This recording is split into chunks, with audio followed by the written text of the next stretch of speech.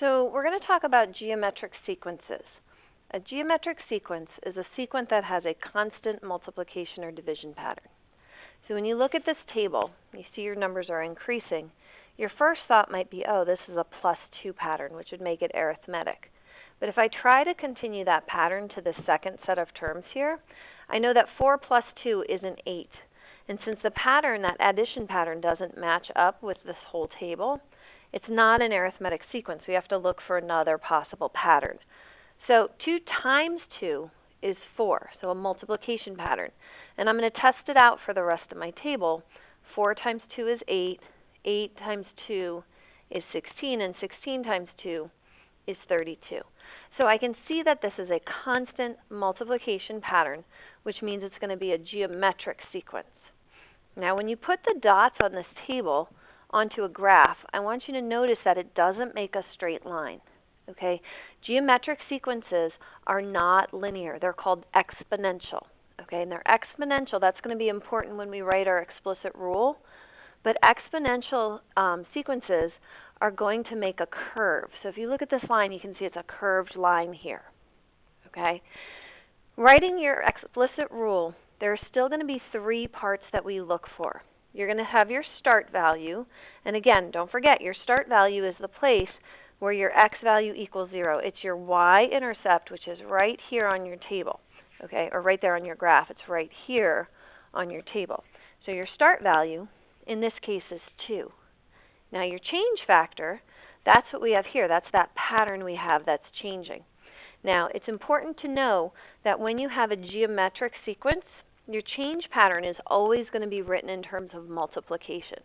Okay? When we had an arithmetic sequence, sometimes we had a change factor that was like +4 or -4, and that was okay. But in a geometric sequence, it always has to be written in terms of multiplication. So in this case, our change factor is ×2. I'll explain that rule a little bit more when we look at something that could be a division problem. And then the last part of this would be our variable. And remember, we said these are called exponential equations. And that's important because your variable is actually going to be written as an exponent. Okay? So when it comes to finding a missing term, what we would do is we would take this equation, 2 times 2 to the x power. And I'm going to do one of these that I can do in my head here. I'm going to do one that's a little bit smaller. I'm going to look for what my third term would be. And I'm going to use it here, even though it's in my table, so you can check and make sure. My third term should be 16. So what I would do is I would take that 3, and I'm going to plug it in here for my x.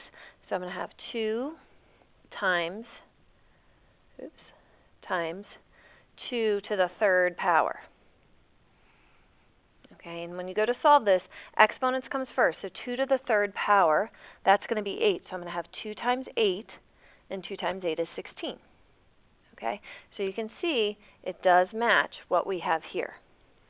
Now, the rule I was talking about before, sometimes you may have a pattern that looks like a division pattern. So let's imagine our first term is 200, and then our second term, not our second term, sorry, would be 100, and then the next term would be 50, and I'll do one more here.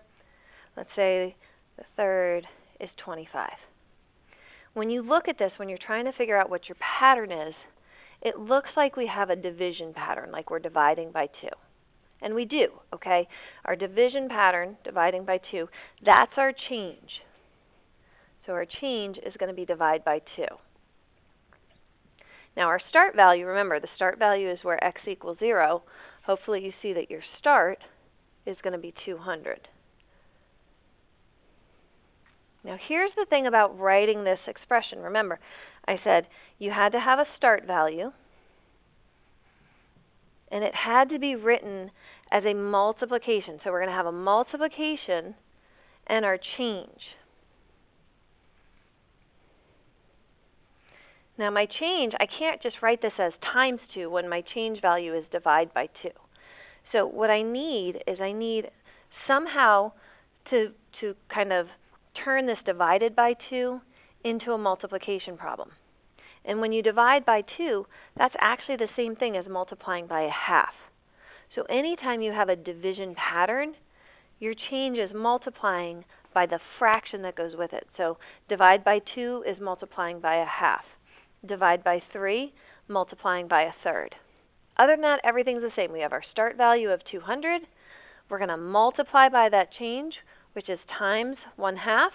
And then you also have your variable, which in an exponential equation is going to be listed as an exponent.